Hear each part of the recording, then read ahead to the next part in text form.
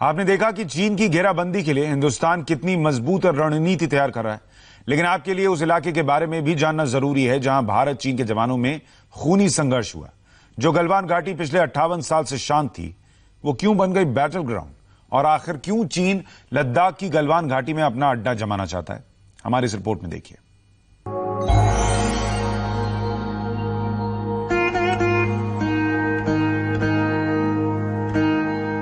नुकीले पत्थरों वाली घाटी जिसमें बहती है श्योक नदी।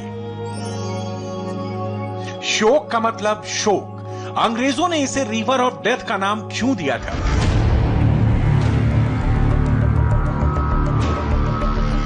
इसे हम आगे बताएंगे। उससे पहले यह जान लीजिए कि इसी श्योक नदी और गलवान नदी के संगम के पास है पेट्रोलिंग पॉइंट नंबर 14, जहां चीन की सेना के साथ झड़प में भारतीय सेना के कर्नल और जवानों को पत्थरों और लोहे की रॉड से मारा गया। ऊपर हेलीकॉप्टर से देखें तो यह जगह बेहद ही खूबसूरत दिखती है। गलवान और श्योक दोनों नदियों में साफ मोतियों जैसा चमकता पानी बहता है। बर्फ से भरे हिमालय की चोटियों के बीच ठंडी हवा के झोंके बहते हैं। यहां ना कोई पॉल्यूशन है, ना शहरों का शोर है।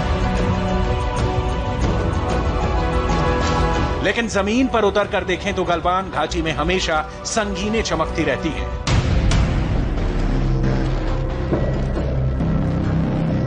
भारत और चीन की सेना यहां एक दूसरे के सामने तनी रहती हैं। सैटेलाइट से गलवान घाटी ऐसी दिखती है। श्योक नदी के साथ साथ लाइन ऑफ एक्चुअल कंट्रोल के इस पार लेह से निकलकर दौलत बेग ओल्डी तक बेहद ही अहम सड़क DSD-BO जाती है। दरबुक से श्योक होकर जाने वाली 255 किलोमीटर लंबी भारतीय सेना की यही सड़क चीन की आंखों में खटकती है।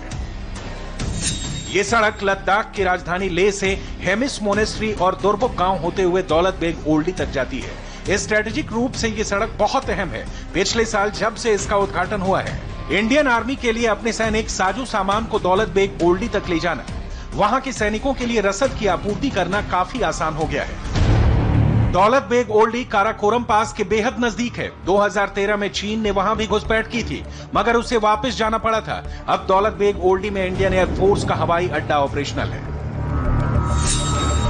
गलवान नदी घाटी को इस नक्शे से समझें। ये नदी अक्साई चिन इलाके में बहती है, जो लाइन ऑफ एक्चुअल कंट्रोल के पूरब में चीन के कब्जे में है।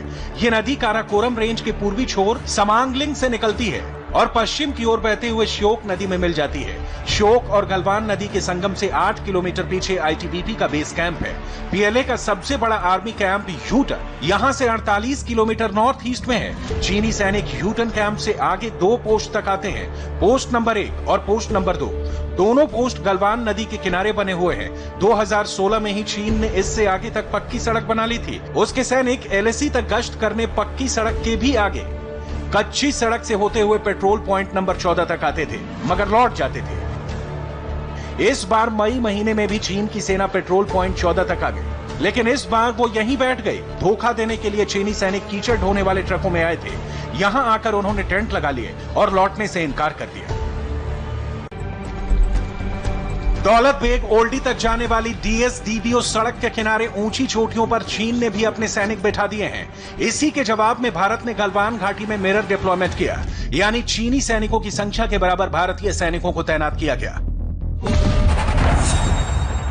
LAC के पूरब में चीन अपना इंफ्रास्ट्रक्चर लगातार बढ़ा रहा है, तो भारतीय सेना का BRO भी 60 से ज्यादा फीडर रोड बना रहा है। लॉकडाउन में भी झारखंड से 11,000 मजदूर गलवान घाटी भेजे गए हैं, ताकि सड़क बनाने का काम चलता रहे। चीन को भारत की सड़कों पर ऐतराज होता है। उसके ऐतराज के बावजूद गलवान नदी में भारतीय सेना नाव के जरिए गश्त करती है, ताकि चीन की घुसपैठ पर नजर रखी जा सके। गलवान घाटी में 58 साल पहले 1962 में भारत चीन के बीच बड़ी लड़ाई हुई थी। गलवान पोस्ट पर बमबारी के लिए चीन ने बटालियन भेजी थी। यहां 33 भारतीय सैनिकों की शहादत हुई थी और कंपनी कमांडर सहित कई भारतीय सैनिक बंदी बनाए गए थे। मगर 1962 के बाद से यहां स्टेटस को है, जिसे चीन आक्रामक होकर बदलने की कोशिश कर रहा है। चीन का दावा श्योक नदी तक है। चीन की सेना पेट्रोल पॉइंट 14 से 5 किलोमीटर पीछे जाने पर रजामंद हो गई थी, लेकिन धोखा देना उसकी फितरत है। गलवान और श्योक नदी के संगम पर पेट्रोल पॉइंट नंबर 14 के पास अंधेरी रात में झड़प हुई। गलवान घाटी बैटल ग्राउंड बन गई। यहां गोली नहीं चली, लेकिन नुकीले पत्थरों को हथियार बना लिया गया। श्योक नदी सैकड़ों साल पहले यहां से गुजरने वाले व्यापारियों और उनके घोड़ों खच्चरों की जान लेती थी। उसी श्योक और गलवान नदी के संगम के पास भारत के सपूतों की शहादत हुई।